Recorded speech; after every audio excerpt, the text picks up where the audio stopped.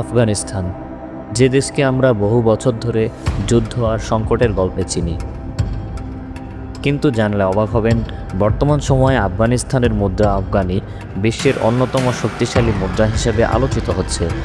ডলারের মতো বিশাল মুদ্রার বিপরীতে আফগানি কিভাবে এত শক্তিশালী হলো, চলুন জেনে নেই বিস্তারিত। সম্প্রতি আন্তর্জাতিক মুদ্রা বাজারে দেখা গেছে, $1 মার্কিন বিনিময়ে পাওয়া যাচ্ছে প্রায় 68 থেকে 69 আফগানি।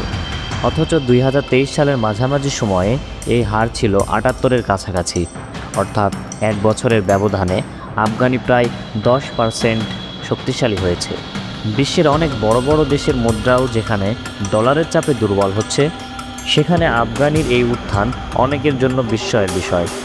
কী কারণে আফগানি শক্তিশালী হচ্ছে, এই প্রশ্নের উত্তর খুঁজতে হলে তাকাতে হবে আফগানিস্তানের অর্থনৈতিক নীতির দিকে।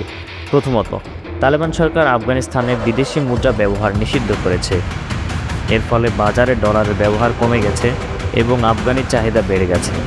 দ্বিতীয়ত, আফগান কেন্দ্রীয় ব্যাংক বা দ্য আফগানিস্তান ব্যাংক খুব কড়াভাবে মুদ্রা প্রবাহ নিয়ন্ত্রণ করছে।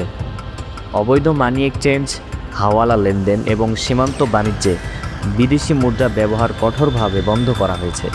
তৃতীয়ত, বিদেশ থেকে মানবিক সাহায্যের একটি বড় অংশ এখনও আফগানিস্তানে আসছে, যার বেশিরভাগই আফগানিতে রূপান্তর করে বিতরণ করা হয়। এই সব মিলে বাজারে আফগানির চাহিদা অনেক বেড়ে গেছে। এখন প্রশ্ন আসে, আফগানি কি সত্যি এতটা শক্তিশালী থাকবে? অনেক বিশ্লেষক বলছেন এটা মূলত সরকার নিয়ন্ত্রণমূলক ব্যবস্থার ফল। কিন্তু এই পরিস্থিতিতে মানবিক সহায়তা বন্ধ হলে বা আন্তর্জাতিক সম্পর্ক পরিবর্তন হলে বদলে যেতে পারে। তবে আপাতত যেটা বলা যায়, আফগানি মুদ্রা একটি অবিশ্বাস্য উদাহরণ হয়ে দাঁড়িয়েছে। বিশ্ব অর্থনীতি যা স্বাভাবিক নয়, আফগানি এখন তার ব্যতিক্রম।